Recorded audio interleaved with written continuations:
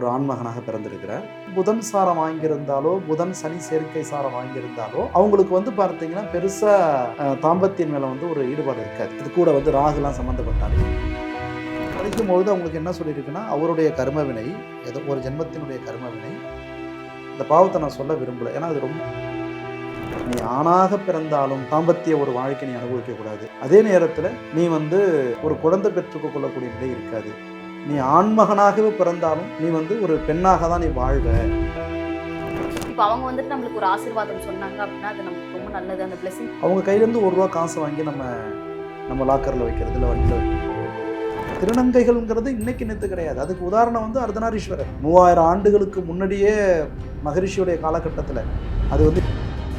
வணக்கம் சார். வணக்கம், சொல்லுங்கம்மா. சார், இப்போது நீங்கள் நாடியில் நிறைய இன்ட்ரெஸ்டிங்கான விஷயங்கள்லாம் கண்டுபிடிச்சிருக்கீங்க. நீங்கள் சொல்லியிருந்தீங்க இப்படி நடக்கக்கூடிய விஷயங்கள்லாம் கூட நாங்கள் சொல்லியிருந்தோம் அப்படின்னு நீங்கள் சில விஷயங்கள்லாம் சொல்லியிருந்தீங்க. இப்போ எனக்கு என்னன்னா சார், இப்போது வாழ்க்கையில் வந்துட்டு ஒரு 15, 18 வயசு ஆகும்பொழுது அவங்க நம்ம யார் அப்படிங்கிறத உணர்ந்து அவங்க ஒரு திருநங்கையாவோ திருநம்பியாவோ அவங்களுடைய வாழ்க்கையில் அவங்களோட பாலினத்தை மாற்றிக்கிறாங்க.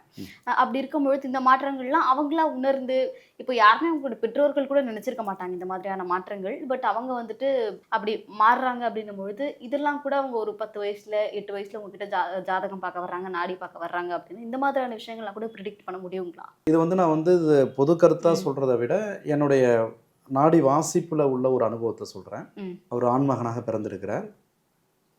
அவருடைய சின்ன வயசுலேருந்து அவருடைய அணுகுமுறை, அதாவது அவருடைய ஆக்டிவிட்டின்னு சொல்லுவோம் இல்லைங்களா, இதெல்லாம் வந்து கொஞ்சம் கொஞ்சமாக மாற ஆரம்பிச்சிருக்கு.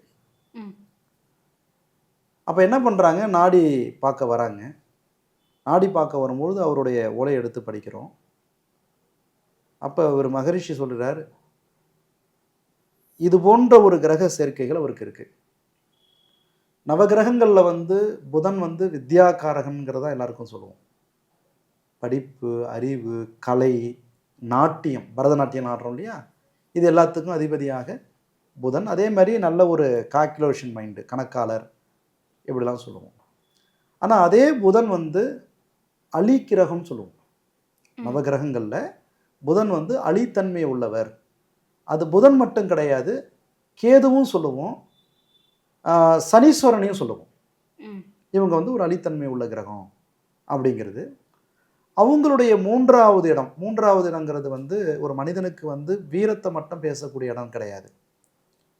அவங்களுக்கு ஏற்படக்கூடிய அந்த ஹார்மோன் ரிலேட்டடு, அவங்களுடைய சுக 4ஆம் இடம் சுகஸ்தானமாக இருந்தாலும் 3ஆம் இடம் என்பது அந்த வீரியத்தன்மை. அது ஆணாக இருந்தாலும் சரி, பெண்ணாக இருந்தாலும் சரி, அவங்களுக்கு வீரியத்தை கொடுக்கறது. அந்த இடம் வந்து புதன் சாரம் வாங்கியிருந்தாலோ, புதன் சனி சேர்க்கை சாரம் வாங்கியிருந்தாலோ, அவங்களுக்கு வந்து பார்த்தீங்கன்னா பெருசாக தாம்பத்தியம் மேலே வந்து ஒரு ஈடுபாடு இருக்காது. அது கூட வந்து ராகுலாம் சம்மந்தப்பட்டாலே ஆசை இருக்கும், எண்ணம் இருக்கும், ஆனால் பெருசாக அவங்களுக்கு வந்து அந்த ஒரு நாட்டங்கள் இருக்காது. அது ஒரு பாயிண்ட் எடுத்துக்கிட்டாலும் அவங்களுடைய அணுகுமுறையெல்லாம் வந்து பார்த்தீங்கன்னா ஒரு பெண் தன்மைக்கான ஒரு நிலையை வந்து தூண்டுகோல் பண்ணியிருக்கு. இதை வந்து நம்ம படிக்கும்பொழுது அவங்களுக்கு என்ன சொல்லியிருக்குன்னா, அவருடைய கர்மவினை, ஏதோ ஒரு ஜென்மத்தினுடைய கர்மவினை, அந்த பாவத்தை நான் சொல்ல விரும்பலை. ஏன்னா அது ரொம்ப, எனக்கே அது ஒரு வருத்தமான ஒரு பாவமாக இருந்தது. அது அந்த கர்மா வந்து என்ன செய்கிறாங்க, அந்த கர்மா வந்து அவருக்கு வந்து என்ன செய்யுது, இந்த ஜென்மத்தில் நீ ஆணாக பிறந்தாலும் நீ வந்து ஒரு சராசரி ஒரு மனிதனுடைய ஒரு தாம்பத்திய ஒரு வாழ்க்கை நீ அனுபவிக்கக்கூடாது.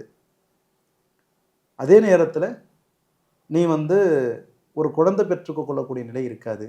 நீ ஆண்மகனாகவே பிறந்தாலும் நீ வந்து ஒரு பெண்ணாக தான் நீ வாழ்வ அப்படிங்கிறது மாதிரி அந்த நாடியில் அவருடைய பலன் வந்தது. அதுக்கான உள்ள சொல்யூஷனும் மகரிஷி கொடுக்கல. ஏன்னா அவன் கர்மா அப்படி வாங்கிட்டு வந்த கர்மா வந்து இந்த ஜென்மத்தில் அவர் இப்படி தான் அனுபவிப்பார்னு கூட அது மகரிஷி சொல்லி முடிச்சிருக்கிறாங்க. அதெல்லாம் நம்ம பார்த்த உடனே அவங்களுடைய ஓலை எடுத்த உடனே நம்ம சொல்லிவிடுவோம். ஏங்க, ஒரு வெளிநாட்டிலேருந்து வந்தாங்களே, ஜெர்மன்லேருந்து நம்மளுக்கு வந்தாங்க. அவங்களுக்கு நம்ம இங்கிலீஷ் வந்து சாதாரணமாக தெரியாது. ஏன்னா நம்ம அவங்களுடைய ஃப்ரெண்டு ஒருத்தவங்க வந்து நம்ம இங்கிலீஷில் சொல்கிறது அவங்க லாங்குவேஜில் வந்து கன்வே பண்ணுறாங்க. ஆளை பார்க்கும்போது பார்த்தீங்கன்னா செம்மையாக இருக்காருங்க. ஏன்னா இதில் ஏர்பஸில் ஒர்க் பண்ணுறாங்க. அப்போ படித்து சொல்லிக்கிட்டு இருக்கும்பொழுது இவர் வந்து பார்த்தீங்கன்னா ஒரு ஆணை வந்து விரும்புகிறாருன்னு வந்தது. ம், ம். எனக்கு உட்காந்த டிரான்ஸ்லேட்டரு, சார் என்ன சார் சொல்கிறீங்க, எப்படி சார் ஒரு ஆணை போய் விரும்ப முடியும் அப்படின்னாங்க. நீங்கள் இதை அவங்கள்ட்ட சொல்லுங்களேன் அப்படின்னு சொன்ன உடனே எஸ் அப்படின்னாரு. இவங்களுக்கு ஷாக் ஆகிடுச்சு. அதுக்கப்புறம் பார்த்தீங்கன்னா, நீங்கள் வந்து ஒரு ஆணும் இல்லாத ஒரு பெண்ணும் இல்லாத ஒரு பிறவி இந்த பிறவி அப்படின்னு சொன்னோடனே ஐ ஆம் கே அப்படின்னாரு. அது அவரை பார்க்கும்போது யாராலையும் சொல்ல முடியாது. ம். அதுக்கப்புறம் அவர் ஊருக்கெலாம் போயிட்டு கூட எனக்கு கூட இப்போ தொடர்பில் இருக்கார் இன்னமும். நிறைய விஷயங்கள் அவருக்கு நான் சப்போர்ட் பண்ணிக்கிட்டு இருக்கிறேன் அந்த மாதிரி. அதெல்லாம் பெரிய பெரிய ஆச்சரியங்க. ம். ஏன்னா அவுட்லுக்கு வெளியிலேருந்து பார்க்கும்போது அவரை வந்து சொல்லவே முடியாது. ம். ஆனால் இந்த ஒரு பாயிண்டில் வந்து அவருக்கு வந்து கரெக்டாக அது வந்து அந்த ஓலையை வந்து கன்ஃபார்ம் பண்ணணும். ம். அது அவருக்கே ஷாக்கு இந்த பாயிண்ட்டை சொல்லுவோங்கிறது. ரொம்ப சென்சிட்டிவான டாபிக். பட் இருந்தாலும் நீங்க அதை கரெக்டா ஹேண்டில் பண்றீங்க அப்படிங்கிற மாதிரி. சரியா? இல்லைங்க, நம்ம வந்து யாரையும் கஷ்டப்படுத்துறது கிடையாதுங்க. ம். என்ன கூட யாராவது கஷ்டப்படுத்தினா கூட சரி பரவாயில்ல, உங்களுடைய அந்த வலி ம். இல்லை அந்த உடனே கிடைக்கலங்கிற ஒரு ஏமாற்றம் உங்களுக்கு வருத்தத்தை தரும் தான். நான் அதை நான் உணர்றேன். ம். பட் என்னால் முடிஞ்ச அளவுக்கு என்னையும் நான் எந்த அளவுக்கு நான் அர்ப்பணிக்கணுமோ நான் அர்ப்பணிச்சுக்கிட்டேன். ம். ம். ஆனாலும் நீங்கள் வந்திருக்கீங்கன்னா உங்கள் மனசை நான் கஷ்டப்படுத்தி அனுப்ப ம். அப்படி கொண்ட ஆள் நான் கிடையாது. கஷ்டமான ஒரு சூழ்நிலையாக இருந்தாலும் கூட அது எப்படி நம்ம அதை உங்ககிட்ட போய் கொண்டு போய் சேர்க்கணும், எப்படி உங்கள்கிட்ட அதுலேருந்து உங்களை நான் பாதுகாக்கணும், அதை தான் நான் வந்து அதுக்கு என்ன வழி மகரிஷி கொடுத்துருக்குறாங்க, அது என்னெல்லாம் பண்ணுனா நம்மளுக்கு வந்து அது நம்மளுக்கு பாசிட்டிவாக வரும் அப்படிங்கிற ஒரு விஷயத்தை தான் நானும் தேடிக்கிட்டு இருக்கேன். அதுக்கு தான் துணை போயிட்டுருக்கு. இப்போ நம்ம திருநங்கைகளுக்கு பற்றி பேசிக்கிட்டு இருக்கோம் அப்படின்னும்பொழுது, இப்போ நார்த் சைடில் இப்போ நம்ம ஊர்ல எல்லாமே கூட நிறைய பேர் அவங்கள வந்துட்டு கடவுளாக சொல்லி வணங்குற நிலையில் இருக்காங்க இல்லைங்களா? ஸோ அதை பற்றி சொல்லுங்கள். அவங்கள வணங்குறது அவ்வளோ நல்லதுங்களா? இப்போ அவங்க வந்துட்டு நம்மளுக்கு ஒரு ஆசீர்வாதம் சொன்னாங்க அப்படின்னா அது நமக்கு ரொம்ப நல்லது, அந்த பிளெஸிங்ஸ். இல்லைங்க, அவங்கள வந்து நாங்கள் என்ன சொல்லுவோம்னா அர்த்தநாரீஸ்வரர்னு சொல்லுவோம். சிவபெருமான் என்ன பண்ணுறாரு, ஒரு நேரம் வந்து அம்பாள் மேலே கோபம் கொண்டு ரொம்ப உக்கிரமாயிடுறாரு. அதுக்கப்புறம் அதே சிவபெருமான் என்ன சொல்கிறார், ஆணுக்கு பெண் சமங்கிறார். ஆணுக்கு பெண் சமம். அதனால தான் அவர் வந்து தன்னுடைய இடது பாகத்தில் அவரை உள்ளே கொண்டு வந்துட்டார். அப்போ அவர் என்ன சொல்லுவீங்க நீங்கள்? சரிங்களா? அப்போ வந்து அவங்களுக்குன்னு இன்னைக்கு உண்மையாக இருக்கக்கூடிய அதாவது திருநங்கைகள், மன்னிச்சிடுங்க அந்த வார்த்தை சரியாக தப்பான்னு தெரியல, இருக்காங்க. உண்மையிலேயே பக்தி, உண்மையிலேயே வந்து பார்த்திங்கன்னா அவங்களுக்கு இந்த இறைவன்கிட்ட வந்து அவங்க வந்து டெடிகேட் பண்ணிக்கிட்டாங்க, இறைவன்கிட்ட வந்து அர்ப்பணிச்சுக்கிறாங்க.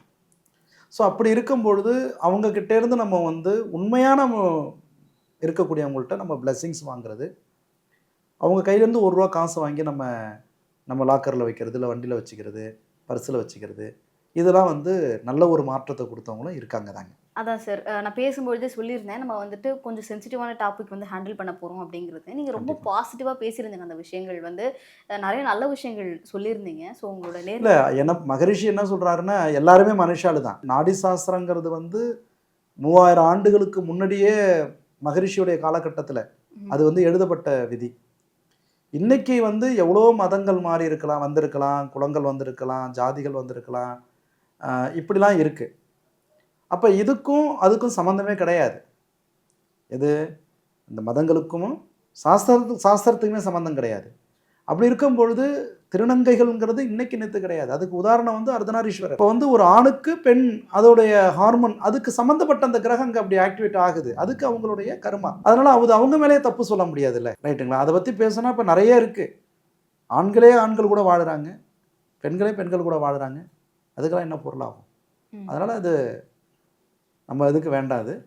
பட் ஆனால் உண்மையாக இருக்கக்கூடிய அந்த திருநங்கைமார்கள் அவங்களுடைய ஆசீர்வாதம் நம்மளுக்கு வந்து பலிதமாகும். நன்றி சார், நேரத்துக்கு நன்றி. நன்றி.